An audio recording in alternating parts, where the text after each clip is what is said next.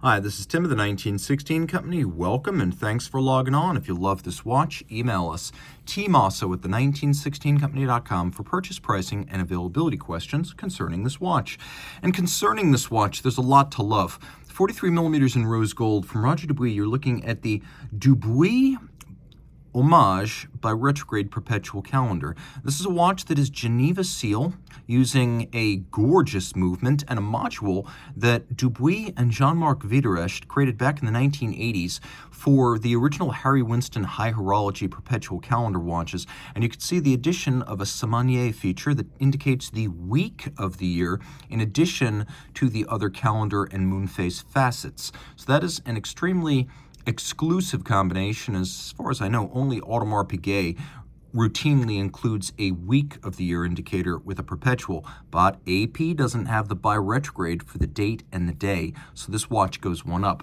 Now in terms of size, this watch, which is a 28-piece limited edition, it's 43 millimeters in diameter, and then 13.4 millimeters thick, and from lug tip to lug tip, 49.9 millimeters, with a broad 24 millimeter spacing between the lugs. The original two Roger Dubuis model lines were the Sympathie and the Hommage. Sympathie was designed to be a little bit more extravagant with a faceted case that had strong Pastille-style lugs, and the Hommage was designed to be more classical with a round case and conventional lugs. And this is the Hommage, a tribute to the kind of high horology watches Dubuis would have made at, among others, Patek Philippe during his long and illustrious career. Now, the watch is not too thick, as you can see in profile, because it has a concave bezel and a relatively slim 13.4 millimeter profile. It will fit underneath a dress cuff. Now, it's pretty big, so I'm going to say you probably need a wrist a little bit larger than mine, let's say 17 centimeters circumference. My wrist is 16, and it's broad across the wrist, which you can see. The strap is a light brown, large rectangular scale alligator leather strap that features a folded edge, a contrasting stitch, and a matte finish. Large rectangular scale, symmetrical scale alligator is always a very high-end cut of the animal, so this is very premium right here. On the bottom, you can see it is a Jean Rousseau custom cut strap made in Paris by the OEM supplier for, among others, De Bethune and F. Pigeon, and we thought that this strap would flatter the watch, which I believe is correct. We have a Dubuis branded buckle, which features a combination of polish and satin.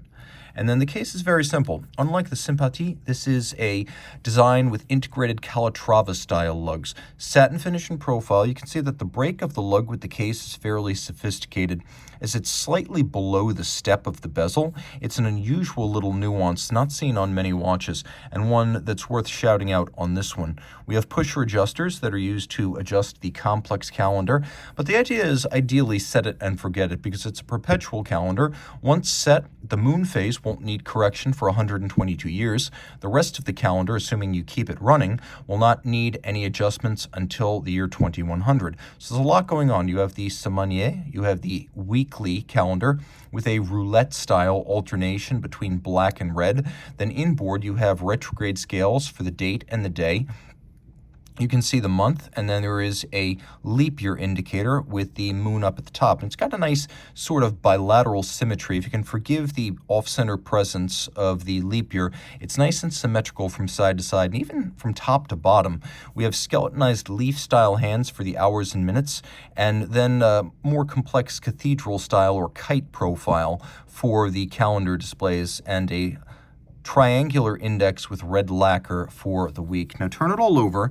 This is an RD57 base. It's known as the 5710 Geneva hallmark. It's certified accordingly, and it's based on the Longines L990, which is a very thin Longines manufacture movement created, I believe, back in 1978.